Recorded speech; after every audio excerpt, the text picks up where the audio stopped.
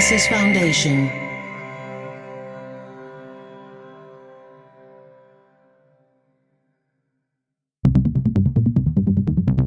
Dublab.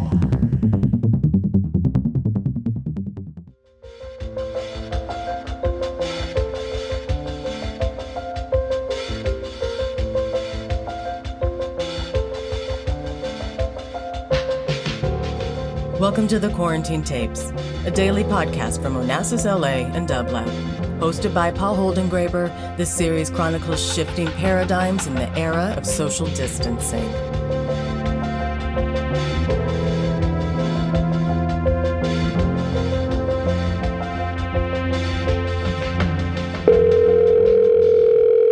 Hello? Hello, could I please speak with Anthony Romero? Hello, Paul. I recognize that voice. How are you? I am very well, and I'm so pleased, Anthony, that you're taking the time to be part of the Quarantine Tapes. Oh, I'm delighted. How did I turn you down? How are you doing, my boy? How are you doing? I'm all things considered, or maybe not considering everything, I'm doing all right. I've been very diligent with these quarantine tapes. We've done nearly 100. It's quite extraordinary. I know. You're quite the stamina. I listened to a couple of them, but I have not heard all of 100. But they're remarkable. I'm some of my favorite people that you've had on the show. Tell me who like Anand. Anand I thought was great, and Susan. Right. I thought she was remarkable. Larry Wilkinson, remarkable, but it was good to hear your voice. You leave New York, and then we get a pandemic, and the whole city is really changed. I don't know. Your departure was almost as frightful.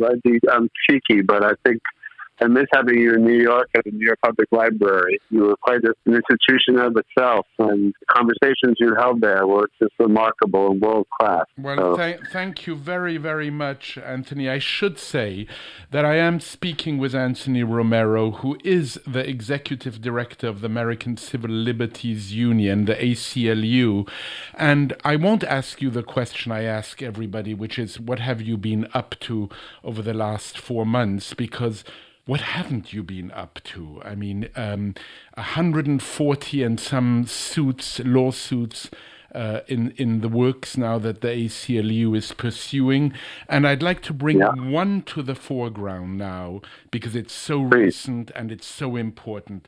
Just last week, Anthony, the ACLU filed a lawsuit against the Department of Homeland Security after they deployed agents against protesters in Portland. Now, what are the legal implications of such a case? Well, for us, I mean, this goes right to the heart of what the ACLU was really founded almost over 100 years ago now, Paul. Yes. To defend the right of individuals to speak their minds and to protest and to assemble freely. I mean, that's the very roots of our organization, founded in the aftermath of the Palmer raid.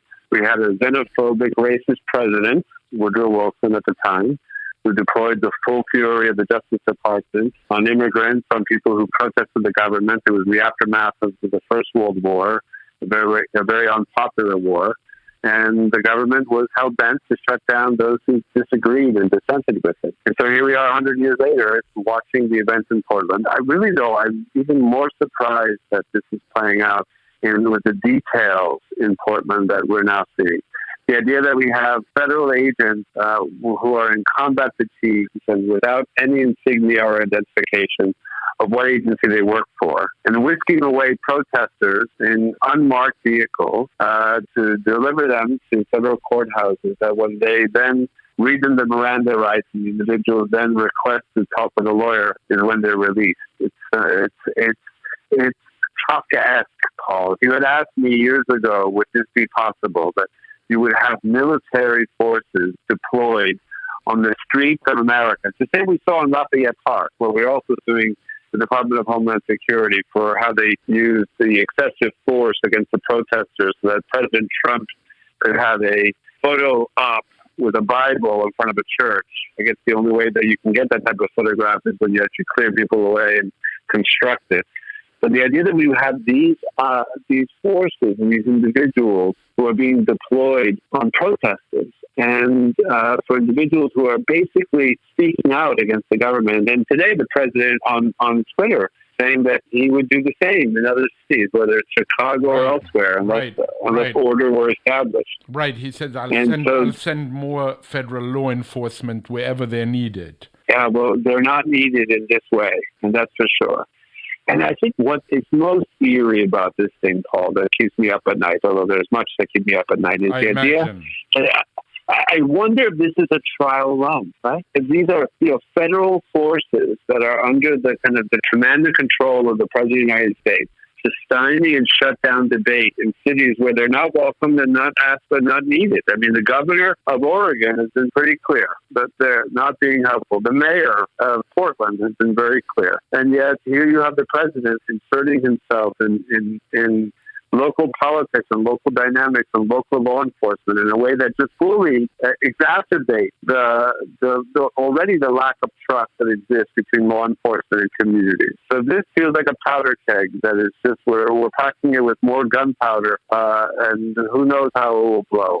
We're very concerned. And obviously the legal issues in the case in Portland are very straightforward. You have the right to protest. You have the right to assemble. Even in a quarantine, even with stay-at-home orders, there are ways for individuals to express themselves, and they run the risk of being arrested in some cases if they break the rules of what the stay-at-home orders require. But still, the idea that you use these very heavy tactics to shut down protesters. If you had told me, Paul, that this would play out in some of the large American cities, if you said this to me 4 or 5 years ago or 6 years ago before this president, I would have said that's impossible in America. In America, we have rule of law, we have established norms. You will never have federal forces without identification or insignias, whisking people away in unmarked cars. That's the type of things you've heard in totalitarian regimes in countries that we often decry and criticize. It can never happen in the United States of America. And yet here we are, litigating over these facts. So really quite a startling moment. You said it's a dry run, and I'm wondering, a dry run for what? And then added to that, and a dry run for what? You said it's a dry run. Yeah. I'm wondering, what is it a dry run for? Right, it's funny. Go ahead, please. No, and the second comment is, Anthony, you said if I had asked you 4 years ago or 5 years ago, maybe even 3 years ago, but do you think that you were just simply naive? I don't know. Perhaps I think I'm naive. I don't like to think of myself as naive. I don't see you idealistic either. or optimistic. Or I actually believe in these values. I mean, maybe that's what that's where I can certainly be faulted. I just never thought that some of the things that we are now witnessing and confronting and decrying and fighting were ever up for grabs. But this is just a very different environment than the one that I ever imagined the state of American democracy to be in. So a dry run. I try to be one clear-eyed progressive where I don't try to kind of worry about things that seem impossible. And so a lot of my counterparts and a lot of my members, I have many members across the country who are very worried about the country, say, do you think that Donald Trump, if he loses the election, actually won't leave? Nah, we have that norm, at least is pretty well established. If he loses the election, he'll have to go. But as you begin to think about the idea that the president, who will the president call upon to defend himself? He doesn't have a local police force, right? That's what the mayors have, that they have the command and control power over police departments. The Army, I hope, has learned a lesson that it should stay out of politics, at least most recently with the Lafayette Park incident. It seems they've had to kind of learn their lane once again. But this idea that there are federal law enforcement agents who the president is deploying almost as his personal police force, right, as keepers of law and order at the behest of the president, and they're unidentified and unmarked and in unmarked vehicles, really sends a chill up my spine. So I begin to think that perhaps my members and my kind of wild-eyed progressives who have been given conspiracy theories, maybe they have something at it. And the idea that the president could actually insert himself in city and state law enforcement efforts when the federal government is not invited or requested is really problematic. And then the idea that he's doing it in cities like, or pledging at least to do it in cities like Detroit and Chicago and Portland, possibly Seattle, maybe San Francisco. I mean, these are all the big kind of liberal cities with large minority populations, people of color in those communities, and they begin to see the inhabitants of those cities as the enemy. It's a very dangerous moment. But I feel like we're living on the countdown, 4 months and counting, and then we'll see just how dangerous this moment really was or is. I agree with you. I mean, I'm stunned. Stunned that I thought there was such a thing, even though I don't really understand the terms. I thought there was such a thing as checks and balances. But I see now. You recently said the more I've read about the last couple of weeks about where this country is, the more I'm clear that defund the police is my North Star. What do you mean by that? What do you mean by that? It's just not working, what we've been doing. We've been doing a lot for a long time. Our very first report on law enforcement was in 1931. So we got behind this report on lawlessness in law enforcement. We brought the big cases. Miranda, the right to remain silent, was our case. Gideon, the right to a court-appointed attorney. Escobar, to be free from a coerced confession. You know, we're the ones who sued Mayor Bloomberg over stop and frisk. You know, it took him many years and a remarkable loss in federal courts, and he wouldn't apologize then. But now, recently he apologized. So we've been working on police reform and police accountability for literally decades. And while it certainly improved at some level, it has not worked. It has not worked. We cannot keep pretending that another lawsuit on patterns and practice of a corrupt police department or another training program implicit or explicit bias is going to work. You know, many of the, I'm stunned because you know this about me, Paul. I was trained in international affairs before I became a domestic civil rights guy and civil liberties guy. And so in my work in my studies around Latin America, we would often talk about civilian control of military and police. That there was an important check and balance that needs to be put in Latin American countries on the transition to democracy. And that's what we need here, frankly. You know, it's just that we need to lessen out the Latin American transition. So we need to have greater civilian control over police. And the only way to exert the control is to shrink the financing and the budget. And the more I read about how some of these negotiations are completely tied, money and oversight are completely tied with one another, as the police departments will negotiate for a little less money if they get a lot more independence and a lot more control. Even in Milwaukee, I was stunned to read this. The right where all of this is playing out in real time. There was this very difficult union contract negotiation between the police department, the city, and the police union, which was, I think, the Minneapolis Police Federation. And it was completely a quid pro quo, that they would give up a little bit on their financial demand if they had greater discretion and greater control over the police forces and the training of the police forces. And this great mayor who's been out there on TV, Jacob Fry, has been talking about the importance of limiting police abuse and brutality. He was overridden by the local police union when he banned the police officers from attending warrior training in Minneapolis. The police department just reversed them and had the power to reverse them. Incredible. So the easy that turned the tables on all this. I mean, we have to make sure that the police departments report to and into and are controlled by the elected officials. And the best way to do that is to right-size these budgets. I was reading some of these reports. about how Defense Department surplus, this is why these police departments look like standing armies, that Defense Department surplus would be, are granted under this one Department of Defense program, 1033, directly to police forces. That's why you have these armored vehicles and these military equipment that look like they're military. They don't look like they do. And they're scary in the same way. And I keep thinking, when you think about defund the police, don't you also have to think immediately about defund the military? Yeah, it's connected. It is definitely connected. It goes back to that lesson I learned in my Latin American studies classes, exerting civilian control of military and police. I mean, it is so essential that we right size the conversation. And when you look at how much we've been spending on police departments, I was stunned. No, I'm stunned. Like Oakland, I'm almost 40% of their budget is spent on police department expenditures. There's a great report for your listeners by the Center for Popular Democracy. They have a whole report, a wonky report with all the numbers and stats and statistics, per capita spending, by city, looking at the different history. And there's one great author. So I know you're an intellectual. The one great author, if you're going to read one thing on this issue, I would read Alex Vitale, Vitale.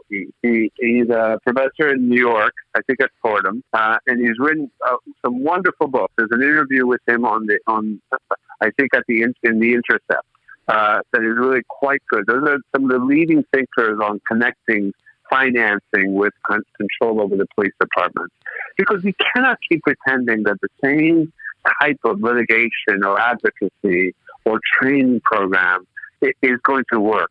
You know, the definition of insanity is you keep doing the same thing and you keep expecting a different outcome. So I wish not to be insane anymore on police reform. And I think it's really important that we took our cue from the Black-led groups, especially Black Lives Matter, and said we want to push this as the lever of change. And I thought it was very important for the ACLU to be in strong solidarity with the leadership of Black Lives Matter, with the other organizations, that we will take our cue from them. And then we have much to add, because we have boots on the ground in every state. This is a hardcore political battle. Money is about power and politics. And you're not going to defund these police departments without the fight of our lives. And so we need to democratize the appropriations processes. We need to make sure that citizens come to hearings and town halls where budgets are discussed, appropriations are discussed, and then when the money is saved from police departments, you immediately reinvest them. It's much about reinvestment and divestment of police, and reinvestment in schools, in drug rehab programs, and training programs, and education and employment programs. Anthony, I had Suketu Mehta on the program, and he said, let's not only think about defund the police, but refund them. Refund them in a way that makes sense. I mean, these 22, 23-year-old kids can't deal with marital problems with guns. But your first day at the ACLU was just about when September 11th happened. Are there lessons from 9/11 and its aftermath that can be applied, do you think, to this new moment of fear and emergency? Yeah, I think so. I mean, I think one of the things I learned early on, in their 19 years, like you said, I started the week before 9/11, that in moments of crisis is when ideologues seize the crisis to push through a political agenda. No kidding. That was the lesson of the 9/11 moment, and we're still living with the consequences and the restrictions on liberty. Remember, the Patriot Act was enacted. I'm still litigating on some aspects of the Patriot Act, which is still good law in many respects. Guantanamo is still open. We have the military commissions that are there. So we need to be very mindful that in this moment of pandemic, in this moment of Trump presidency, in this moment of great fear and insecurity, that we not put in place government powers that we'll come to regret and that have a much longer life beyond the current crisis, the current moment. And being being inherently skeptical of anything that's said is utterly necessary or must do. So let's make sure we unpack that before we do it to understand it fully. And I think a lot of what we're trying to do right now is to kind of make sure that there's a proper check on government overreach. And look, you have a federal government with Donald Trump that's on steroids in terms of the type of overreach that they're endeavoring. And part of the concern that we have is to make sure that the federal government remains as much under the control of kind of a system of checks and balances. It's been hard.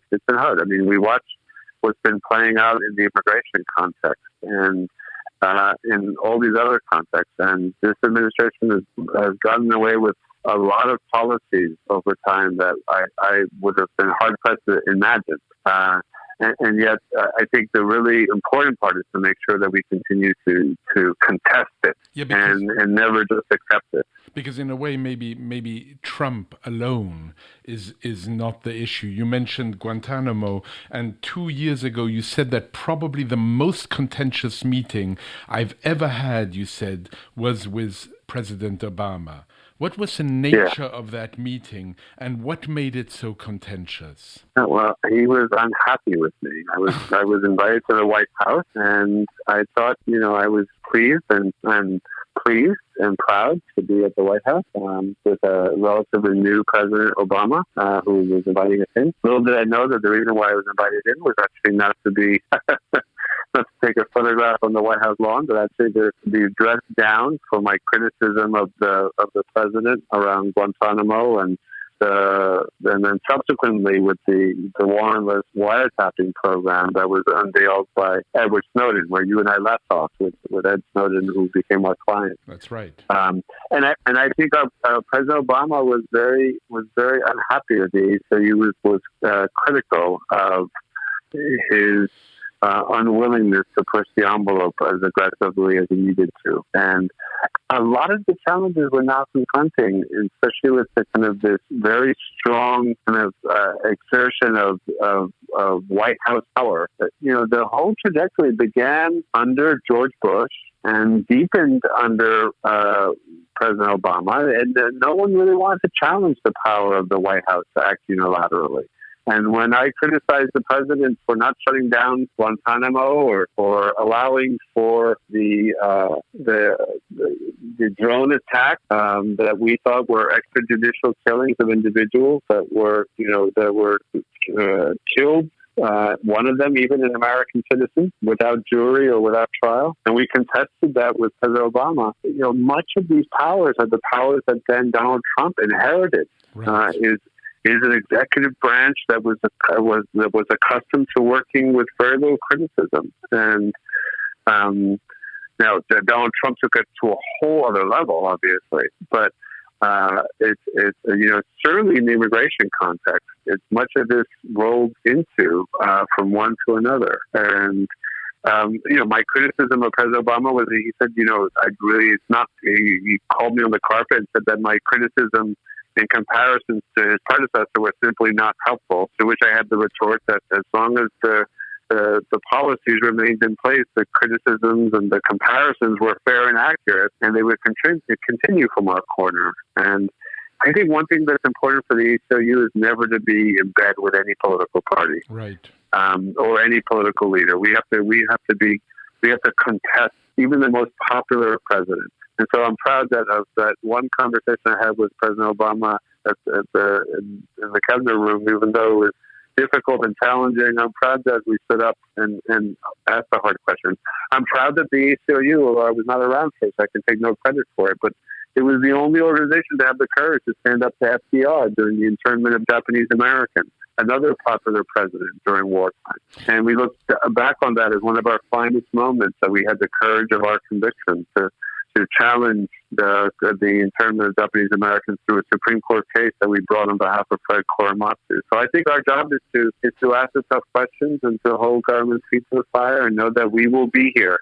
What I tell my folks, sometimes who get very dispirited, Paul, is that no matter what, we will outlast this president. We will outlast Donald Trump. We'll see him when he actually ends up exiting the Oval Office. And we'll be here for the next one who walks in and tries to assert similar executive branch power. But this one is unique. This one is more of a full court press than I would ever imagine. We have over almost 400 lawsuits now that we've brought against the Trump administration on a whole broad range of issues, from LGBT rights. Amazing. The immigrants' rights. Yeah. So we're making sure that all of this be hotly contested. It matters too much to just give it up without a fight. I take it you haven't been invited to the White House under Trump. I have. I've been with not in recent history, not in recent months, but I developed a bit of a rapport with Jared Kushner.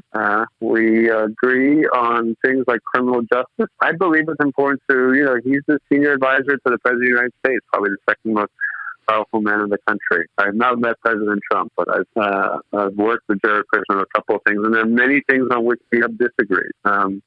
I figure my job is, if I am asked to provide insight and advice, then I provide it. And I also think that if people call and ask me for my opinion, I deserve to give them, the benefit of the doubt to give them my opinion. And a lot of what I talked with Jared Kushner and was off the record on different issues, so I can't say too much. Although I must say that I always felt like if any of my conversations were being recorded, I would feel fine if they were released, because I feel I just tell the truth and shame the devil. So that's what you have to do. But at the same time, I think there were places where Kushner was able to really move an agenda forward, especially on the First Step Act on criminal justice reform. And so I think the important part is to make a difference for the issues and the values that we care on. In closing, Anthony, very, very sadly, earlier this year you received the Woodrow Wilson Award at Princeton University, where we both were students. How do you think his legacy should be handled? And in a way, fitting into all of this is Wilson was involved with the Palmer raids, which helped catalyze in a way the formation of the ACLU, and the very school that gave you that award now has a different name. So I'm just wondering if you can bring all of this together. I think it's great that Princeton decided to retire the name of Woodrow Wilson from the school. We have to make decisions about the future, not about the past. And I'm sure that the trustees of Princeton have heard from a lot of the older alums who were aghast that they dared to rename the school or residential college that was named after a U.S. president. But I think we need to kind of take very seriously what type of message we send to the future leaders. And the students of Princeton are what Princeton is. Princeton is nothing but a cluster of Gothic, beautiful buildings that really nothing much to write home about, built in the 20th century, most of them, not even that old. But what makes Princeton so unique is the students, and it's the association with a president of the United States was either problematic for the students and makes the place feel as unwelcome as it does. They also have changed the name. So I was delighted that they changed the name. I also accepted the award with glee because I thought there was a little bit of delicious irony. The idea that you had a gay Puerto Rican man, head of the organization, who was accepting the award named after the president who actually gave birth to my organization in revolt to his actions and policies. It was almost like a written for TV movie. It had kind of such a kind of a delicious twist at the end of it. Yeah. So, but I think Princeton did the right thing by renaming it. And it's the same thing with these monuments that now we need to that people are contesting. I mean, I don't know why we have such a hard time taking down these monuments to Confederate leaders and Confederate soldiers. I mean, it's just like, I don't know of any other country in the world that I've traveled to that has monuments to individuals who stood up for slavery. I have yet to see one in another country. Here's a monument to a slave owner because of his ideology.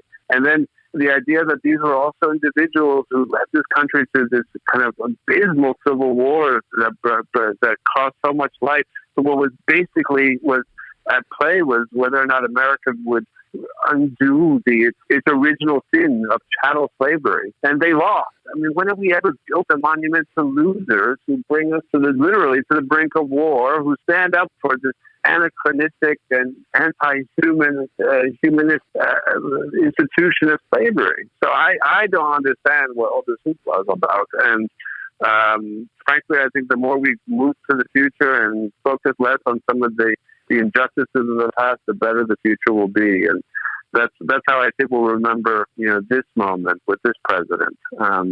We'll step out of. I have to believe that the America that comes out of the COVID pandemic and the Donald Trump administration has got to be a country that is fairer and kinder and more progressive and more thoughtful, and where the playing field is more level and people are given a real chance. I have to believe that we come out of this crucible a better society. Anthony, and maybe that will be naive. Anthony, but it's the only way to live. Anthony, it's been such a pleasure to speak with you. I could continue for so much longer, and we will have that pleasure at some point soon. And I hope your parting words really hold true. I too, even though I'm a skeptical optimist, I still remain so. And I thank you so much. So very, very much. Take care of yourself. Stay safe. Okay, I can't wait to see you. I can't wait for the eyes on you, Paul. Take good care, okay? You do too. All right, all the friend. best to you. You're okay. All Bye. the best. Okay, dear boy. Bye-bye. Bye-bye. To support this show and Dublab's progressive programming, go to dublab.com/support.